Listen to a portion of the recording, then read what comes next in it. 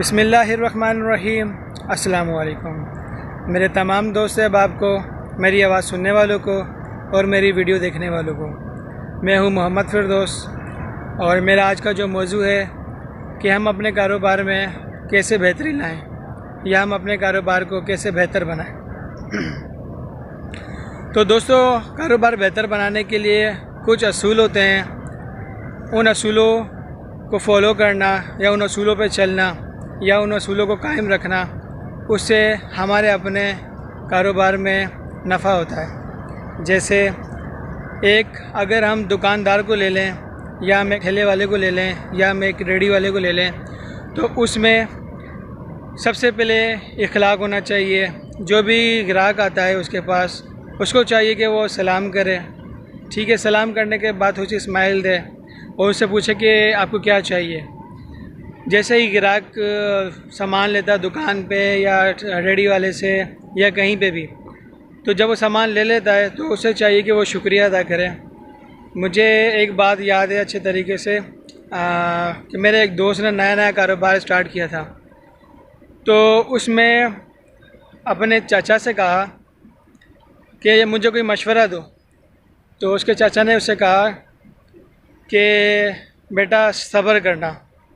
اس نے کہا ٹھیک ہے۔ پھر اس کے بعد اس کے چاچا نے کہا کہ صبر کرنا۔ اس نے کہا ٹھیک ہے۔ پھر کچھ دیر بعد اس کے چاچا نے کہا بیٹا صبر کرنا، برداشت کرنا۔ اس نے کہا ٹھیک ہے۔ پھر اس کے بعد کچھ دیر بعد پھر کہا بیٹا صبر کرنا، برداشت کرنا۔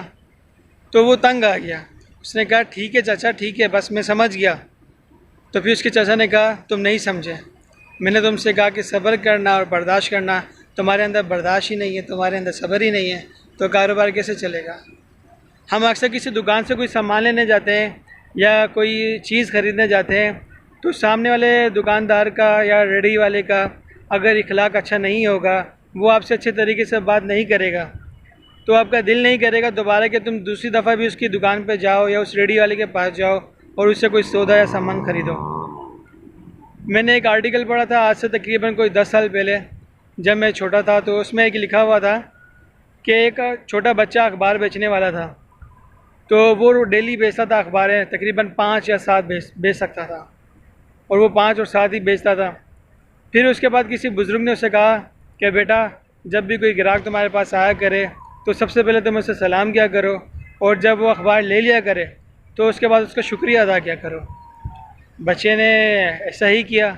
کچھ دن گزرنے کے بعد جب وہ دوبارہ بزرگ اس کے پاس آیا اور اس سے پوچھا کہ بیٹا کتنے اخبار بیچ لیتے ہو، تو اس نے کہا کہ بابا آج کل اخباریں میری ماشاءاللہ سے جہاں پہ 6-7 بگا کرتی تھی، آج وہی اخباریں تقریباً کوئی 20 سے 25 بک جاتی ہیں۔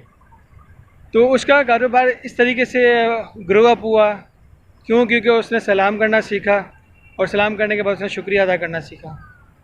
تو دوستو، میرا بس یہ چھوٹا سا پیغام ہے، امید کرتا ہوں کہ آپ لوگوں کو سمجھ آئی ہوگی آسانی سے، اور اپنے کاروبار میں آپ اس طرح سے ہی اخلاق لے کر آؤ گے اور اپنے کلائنٹ بناؤ گے، تو ہی وہ کلائنٹ دوبارہ بار بار آپ کے پاس آئیں گے۔